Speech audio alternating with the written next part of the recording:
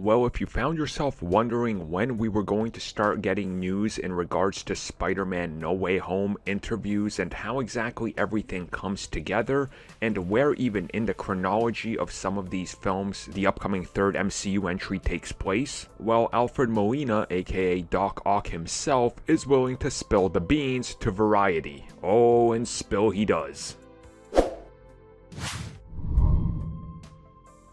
Before we get into this, has anybody checked on Molina? Has Feige gotten to him with the Disney snipers? Are they on him yet? But no, seriously, this is some pretty big stuff. So, in a pretty extensive interview with Variety, Alfred Molina talked a lot about various things in his history, from the original Sam Raimi Spider-Man movies to the rumors of him being in Spider-Man No Way Home. And little did we know that as you keep reading, he actually talks about it. He goes, well, it's a pretty terribly kept secret, but yeah, I'm in it. We were shooting it.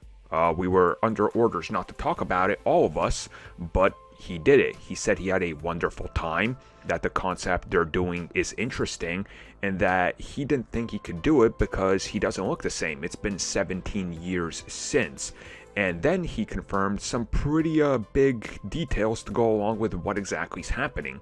So they are going to, in fact, use the de-aging technology and de-age him the entire time. Now, the other detail he dropped is the fact that if you look at where Doc Ock was last seen, falling into the water, that's the exact scene that they're going to pick up from.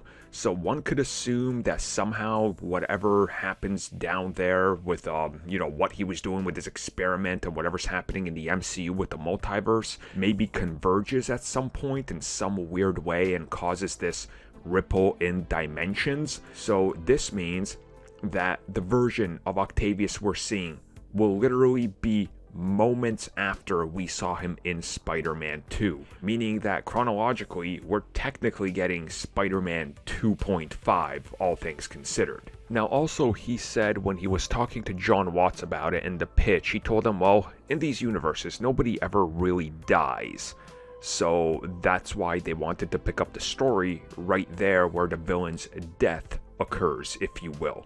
So it's interesting to see that this is the approach they're taking, and I'm gonna guess that maybe this has to do with something that's like a big point in many Spider-Man adjacent characters' lives that maybe converges them on here, which could also explain why that leak of the Amazing Spider-Man version featured Andrew Garfield in his Spider-Man 1 outfit, or the Amazing Spider-Man 1 outfit, because some pretty big events happened in that first film. So I'm wondering if that's how they're going to displace him, and then Electro in the same way. But overall, this is some pretty big news that he let out, and you would have to assume a lot of people aren't going to be happy with it, but hey, it's out there.